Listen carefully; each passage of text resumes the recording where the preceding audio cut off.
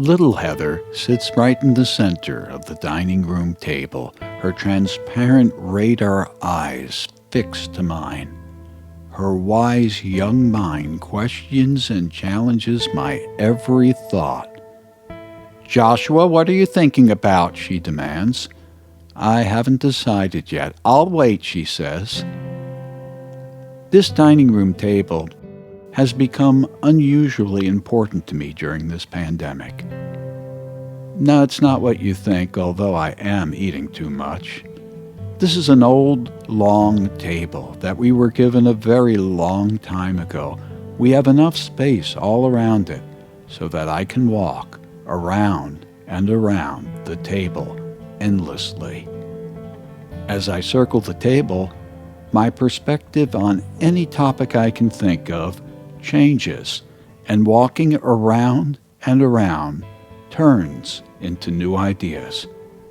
It's much healthier than sitting.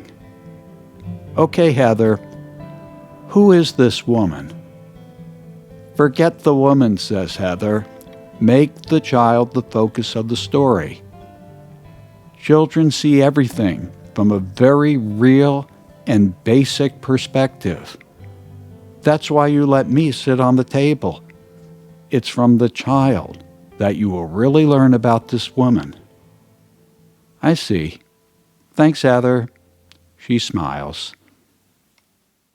It was time for the big family holiday party. 6-year-old Zach and his sister Jill were not looking forward to this. There always was so much yelling and conflict between all of these family members who seemed to have nothing in common. Zach's family's house was the best house to have this party. At this holiday party, it was mostly Zach's mother's family. His mom, Nell, had 3 brothers and 1 older sister. The oldest brother was out of the country, so he escaped this mess. For this year anyway. The next brother down was Uncle Ted and his wife Aunt Marcy, who was an extreme evangelical Christian. They had 2 children, a bit older than Zach and Jill. They were being raised for praise and service for the church. The next brother, Uncle Martin, and his wife Aunt Susan, were very opinionated atheists. At least Uncle Martin was. He was the type of person who objected to any reference to God in public places. Although the Lewis family and grandparents grew up Catholic, they had some Jewish history in their families, which was obsessively interesting to Zach's mother's sister, Aunt Hannah, formerly Christy, and she converted to Orthodox Judaism. Her husband was a scholar. They had 2 kids, Chaim and Moshe, and Zach's parents did not seem to care about religion one way or another. Zach's mom, the youngest in her family, seemed to be all about trying to accommodate all of her family's requirements, for which there were many.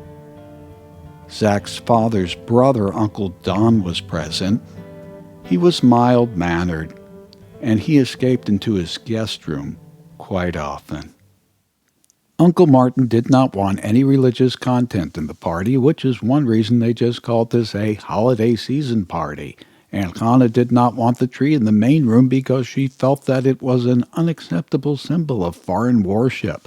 Ted and Marcy's son David had allergy and asthma, so she insisted that the family dog be put in the basement, where the dog barked, squealed, and whined endlessly, adding to the noise tension and confusion. As the guests arrived, they're off and running. Martin and Marcy arguing about God, Hannah carefully setting up her special food in paper plates so that they can eat separately. Hannah does not want Marcy proselytizing her children. Marcy wants to warn Hannah about the dangers of hell. But by far the loudest member of this group is Aunt Susan. She is a singer, a musician, a real entertainer. Her voice soars above every other sound in the house. As she enters, almost immediately she starts complaining about her inability to ever be able to afford a house like this.